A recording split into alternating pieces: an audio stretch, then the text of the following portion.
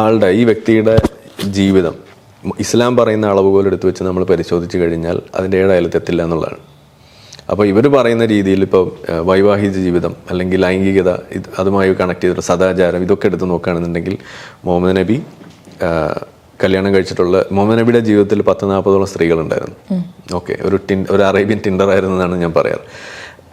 അതൊന്ന്. ഇനി ഇതിൽ തന്നെ ഭാര്യമാരായിട്ടുള്ള ആളുകൾ ഒരു 10-12 പേര് 11 പേരുണ്ട്. അതിൽ 6-ാം വയസ്സിൽ ഒരു കുട്ടീനെ കെട്ടിയിരിക്കുകയാണ്. അത് പീഡോഫീലിയയുടെ ഗണത്തിൽ വരും.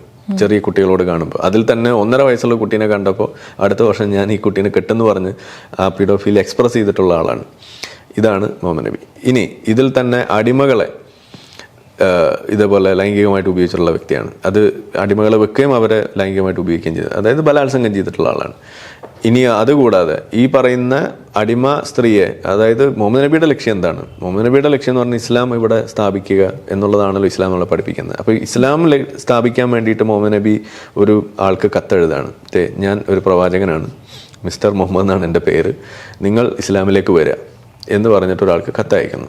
അപ്പോൾ ആ കത്തയക്കുന്ന അയാൾക്ക് 2 ഓപ്ഷനാണ്. ഇല്ല, എനിക്ക് താല്പര്യമില്ല, നിങ്ങൾക്ക് നിങ്ങളുടെ മതം, എനിക്ക് എൻ്റെ മതം എന്നാണല്ലോ, അതുകൊണ്ട് ഞാനത് എടുക്കുന്നില്ല എന്ന് പറയുമ്പോൾ ഓക്കെ ശരി എന്ന് പറഞ്ഞിട്ട് വേണമെങ്കിൽ പോവാം. ഇതാണല്ലോ നമ്മൾ പ്രതീക്ഷിക്കുന്നത്. ഇസ്ലാമിൽ ഇന്നിപ്പോൾ നാട്ടുകാർ പറയുന്ന പ്രകാരമുള്ള ഇസ്ലാമാണെന്നുണ്ടെങ്കിൽ അങ്ങനെ സംഭവിക്കേണ്ടത്. സംഭവിച്ചതല്ല. മുഹമ്മദ് നബി എഴുതിയത് ഇല്ലെങ്കിൽ നിങ്ങൾ യുദ്ധത്തിന് തയ്യാറായിക്കോന്നാണ് എഴുതിയിരിക്കുന്നത്.